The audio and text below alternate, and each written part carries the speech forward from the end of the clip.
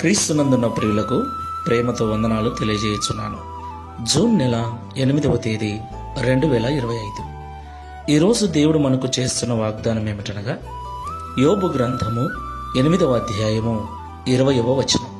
ఆలోచింపుము, దేవుడు యథార్థవంతుణ్ణి త్రోసివేయడు, ఆయన దుష్కార్యములు చేయువారిని నిలవబెట్టడు. ఆమెన్.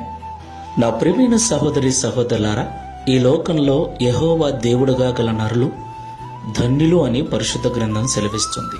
ఈ లోకంలో మనం ఆరాధిస్తున్న దేవుడు ప్రేమ కలిగిన వాడు, కనికరము కలిగిన వాడు, చూసే దేవుడు, వినే దేవుడు, మాట్లాడే దేవుడై ఉన్నాడు, సహాయము చేసే దేవుడై ఉన్నాడు. దేవునికి మహిమ కలుగును గాక.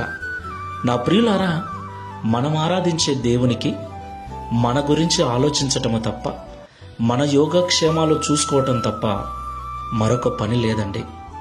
ఆయన మనల్ని చూసుకునే విషయంలో ఎప్పుడు కూడా అలర్ట్గా ఉంటాడు. కునుకకుండా, నిద్రపోకుండా ఎప్పుడు కూడా మన యోగక్షేమాలను పరిశీలిస్తూ ఉండే దేవుడై ఉన్నాడు. దేవునికి మహిమ కలుగును గాక. దేవుని యొక్క కాపుదల మనకు చాలా అవసరం. ఈ భయంకరమైన లోకములో ఎటు చూసిన పాపము, ఎటు చూసిన తెగుళ్ళు, భయంకరమైన రోగాలు, అనేక రకమైనటువంటి చీకటి శక్తుల ప్రభావాలు క్రమ్ముకొని ఈ లోకమంతా చీకటితో నింపబడింది. చీకటితో నిండిన ఈ లోకంలో వెలుగై ఉన్న దేవుని కాపుదల మనకు చాలా అవసరం. ఆ దేవుని కాపుదల మనకుంటే మన ఆయుష్ కాలము తీరేంత వరకు క్షేమముగా జీవిస్తాం. దేవునికి మహిమ కలుగును గాక.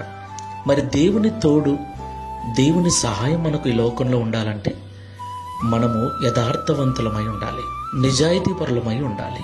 ఏమున్నా ఏమి లేకపోయినా, ఎవరు ఉన్నా ఎవరు లేకపోయినా, మాటలోను, ప్రవర్తనలోను, క్రియలలోను, భక్తిలోను యథార్థమైన జీవితాన్ని మనం జీవించినట్లయితే దేవుడు మనల్ని త్రోసివేయకుండా మన ఆయుష్కాలం అంతా కూడా మనల్ని కాపాడుతూ వస్తాడు, తన నిత్యరాజ్యానికి సిద్ధపరుస్తాడు.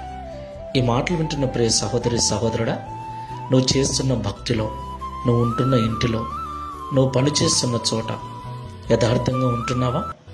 ఒక్కసారి పరిశీలన చేసుకొని ప్రార్థన చేసుకుందాం. శాశ్వతమైన ప్రేమతో మమ్మల్ని ప్రేమిస్తున్న తండ్రి, మీకు స్తోత్రాలు చెల్లిస్తున్నాం.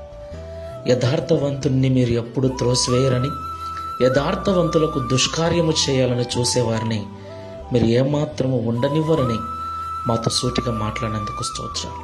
ప్రభువా, ఈ ప్రార్థనలో ఏకీభిస్తున్న మేమందరం కూడా ఈ లోకంలో మీరు మాకిచ్చిన ఆయుష్కాలం అంతయు క్షేమంగా, సుఖముగా మా జీవితాన్ని కొనసాగించినట్లు, నీ ఎదుట యథార్థ హృదయము కలిగి మేము జీవించినట్లు సహాయం చేయండి. నీ కాపుదలను పొందుకొని సురక్షితముగా మా ఆయుష్కాలమును ముగించినట్లు సహాయం చేయమని, తద్వారా ఈ దిన వాగ్దానమును మా అందరి జీవితాన్ని నెరవేర్చి మీ నామమును మహిమపరచుకొనమని యేసు నామములో ప్రార్థిస్తున్నాము తండ్రి. Amen. Praise the lord. God bless you.